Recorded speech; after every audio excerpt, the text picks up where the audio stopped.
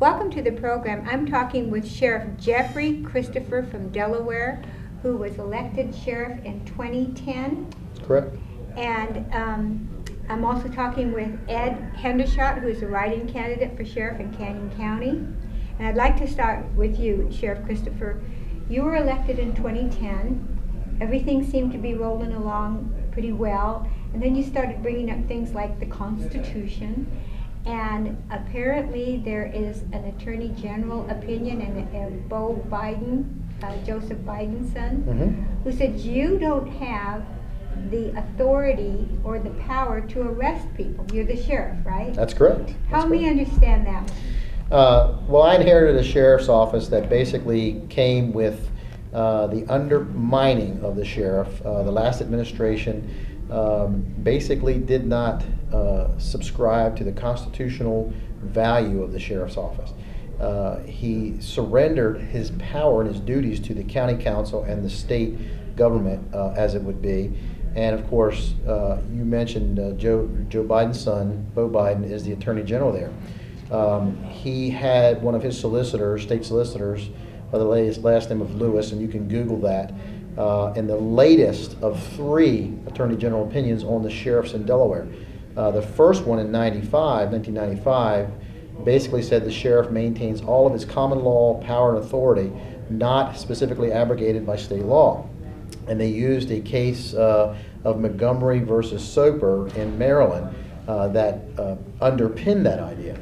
And of course, I stayed on that premise. And when I retired as a police officer in the state of Maryland, I came to Delaware and had been there for a while. Was approached by so many people that said, you've got to defend this because it's something that it's a dwindling of the sheriff's office itself and the role of the sheriff and the powers of the sheriff, all in one swoop, if you will, that eventually this sheriff will be abrogated and taken over by some state entity. In fact, the League of Women Voters there have suggested it in open forum in the county council meetings there in Sussex County. And how did they put it? Basically, we want you to submit legislation that takes over the constitutional offices of the county and surrenders them to the state, because all they see it as is a money-making venture. Now, as a sheriff's office, we turn in, unfortunately, we turn in $4 million a year through foreclosure process and civil process of the court as our duties with the arm of the court. What they have simply said that I challenged it based on the safety of the deputies. I said, how can you abandon the idea that a sheriff's deputy can't be trained and certified?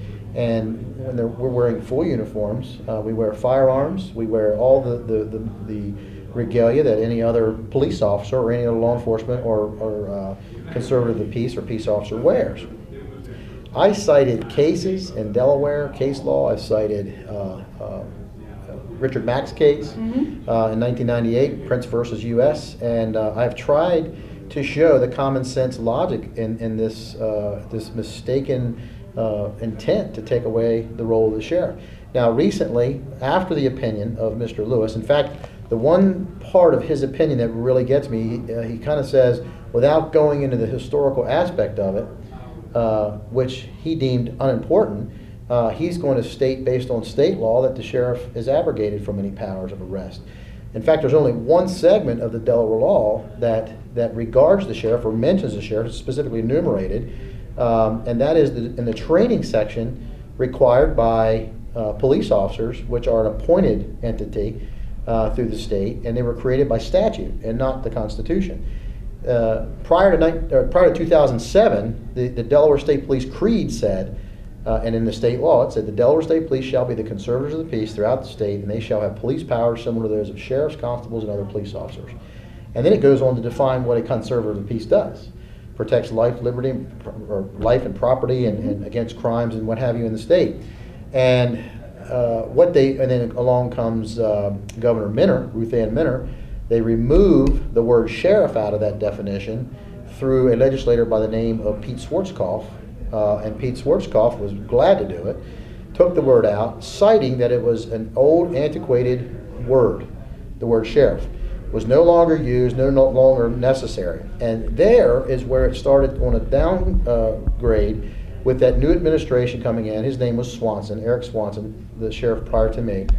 He did nothing to protect the office. He did nothing to build the office. He did nothing to secure the idea of a constitutional sheriff's office. Then he did nothing really to protect his own constituents. Exactly. And the good people of my county were intelligent enough to realize that this cannot be something that they allow to happen in their county. I am a firm believer that the states' rights rule, the people rule. The dog wags the tail, not the other way around. And I stand behind my people as I hope they stand behind me when I say that I'm there to represent them. In fact, my oath says that I shall respond to the sovereign who elected me. And then, of course, with that, I find it ironic that my county council says that they rule over me. They tell me what to do. And I said, don't you understand the separation of powers issue? I don't think any of them understand it. None of them get it. Republican, Democrat aside, independent aside. It has nothing to do with has that. nothing to do with it. You know what? It's more of a philosophy. And one of the things that, as I've interviewed different candidates, I said it's a very popular thing to say that you support the Constitution. Right now, whenever anybody's running for office, they're waving the flag and they're holding the Constitution up. And then they put it in their desk after they take the oath of office, which to them is a cool ceremony, right? But it is a public trust. And the one thing that strikes me about the sheriff's position is those who are elected to serve in legislatures or Congress or City Hall or whatever, they are elected, they are answerable to the people. But the only elected official who actually physically stands between me and an aggressor who's coming to attack me is law enforcement. And the county sheriff is the person that stands to protect you even against the federal government if they overstep their bounds. Yes. We were, Ed and I were talking earlier about the two roles of the sheriff. The sheriff in many counties is the county police or the county peace officer. In my case, it's the conservator of the peace, of which Delaware says has never been defined, but I just told you what it said in the Delaware State Police Creed. They don't see it. Many people don't see it, and I'm hoping that Canyon County, Idaho understands that there's two roles of the sheriff, and you just mentioned it. It's to protect the people on two levels: the basic law enforcement level from intrusions from the criminal activity, and then on the constitutional level to protect any kind of unlawful encroachment of any government into the lives of the people in this county. Which is also criminal. Yes, it is criminal. Which falls under the protection of liberty. Well, of course, if the Freedom from oppression. Constitution is the highest law of the land, then any law that's written and passed that is unconstitutional cannot trump the highest law of the land. And one other thing about that is if people don't agree on the word liberty, let's step it back one more level. What about peace? You want peace, and I want peace, and he wants peace, and every citizen out here in Canyon County and Sussex County, they all want peace. And I can sit in a conversation, and we can disagree about many things. But when we talk about peace, your peace is going to align with my peace because we understand we're made the same by our Creator, and our bodies crave the peace. Otherwise, we'd be walking cardiac arrest victims all the time. We'd be worried so much about the encroachment of whatever it might be, whatever entity it might be. Have you ever been chased by a Clydesdale horse before? No, not Well, really. it's not a peaceful I don't feeling. imagine. I raised them, and I can tell you right now, if they're coming at you, they're probably one of the most peaceful Who's like this? Oh my peaceful God. animals in the world. But if they get excitable, or their intent, I call it their intent is wrong for whatever reason it spooked them, and they come toward you, the peace that you have in your heart leaves gone. you in a second. And that's what I'm talking about. We can relate to peace, and then don't forget, America, that you have a right to liberty and peace, the pursuit of peace and happiness, as Americans, guaranteed by the Constitution, and that's what we're standing You for. have a right to have your property secure as well. And these are the things that you stand for, and Ed, these are the things that you stand for. Yes, they are.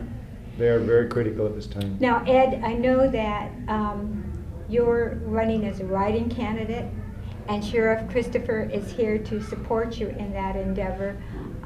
What can you tell the people in terms of your website so that they can go and find out more about you? Well, the location is just electedforsheriff.org. And is that the number 4?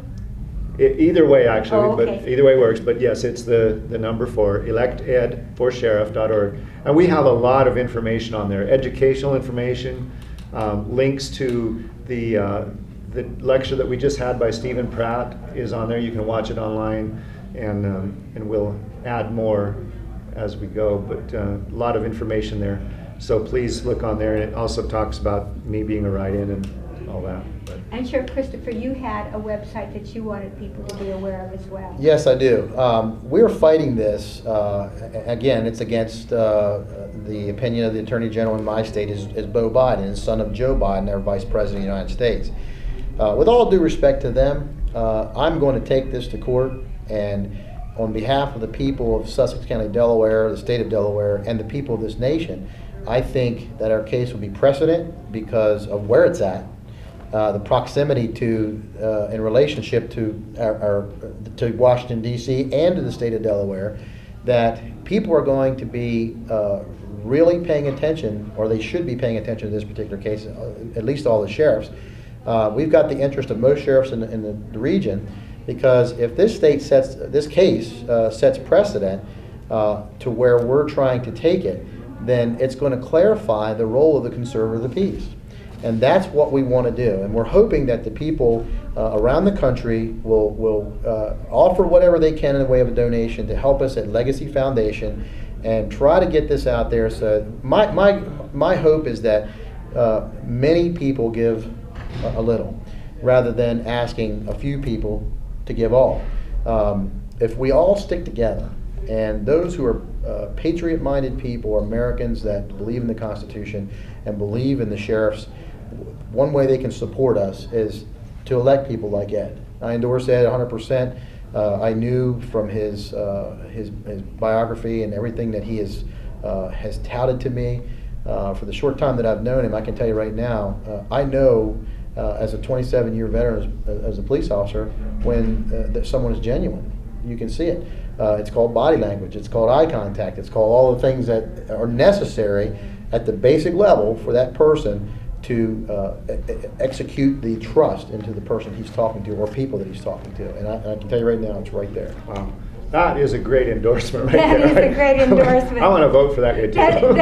That and Richard Mack didn't hurt you either. Well, I mean, I think we are all on the same page in understanding what's at stake here in our nation, and we have to step forward and do the right thing. And Well, if we that's- have sheriffs that don't have the authority to arrest people, and these people feel that they're going to come in and steal from me or hurt my family, and we don't have anyone we can call upon, I wonder what Mr. Biden would think if somebody were knocking down his door and he called the sheriff's office and they said, "Sorry, buddy, nothing we Can't can help do." you. Call your local government. They'll There you take care of go. it for you. There you go. Well, thank you both for being on the program. Thank you. It was my honor. Thank you, Liz. For FY Idaho, I'm Elizabeth Allen Hodge.